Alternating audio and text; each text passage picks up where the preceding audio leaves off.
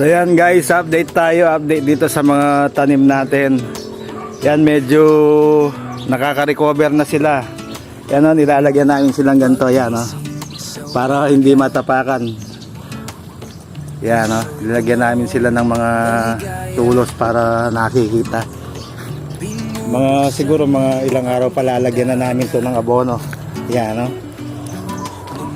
Yan, kasama ko si Jimmy Boy. Lalagay ng tulos. Meron pa dun sa likod, Jim. Jim, yung tinanim ko kapon doon sa likod. Yan. Good morning, good morning. Kaka-recover na yung talong natin, guys. Mga 1 week pa. May panibagong dahon na ito.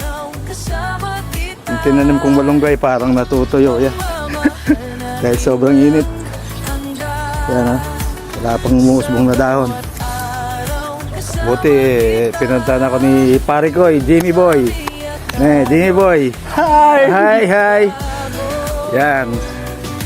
Lagay kami ng tulos. Dito meron pa ako yan, Jim Tingnan mo. Jim, ito yung tinanim ko dito kapon. Hari ka puputol lang. Ito. Hari ka puputol. Ito. Tingnan natin. Ayan o, Jim, tanong ko kahapon ito. Yan o, yan, sili o. Yan o, sili. Yan o, dami na Yan o. Sili. Yan o, meron dyan. Devil mo yata. Ayan o. Damol mo yata Ayun. damol mo. Eto pa yan o.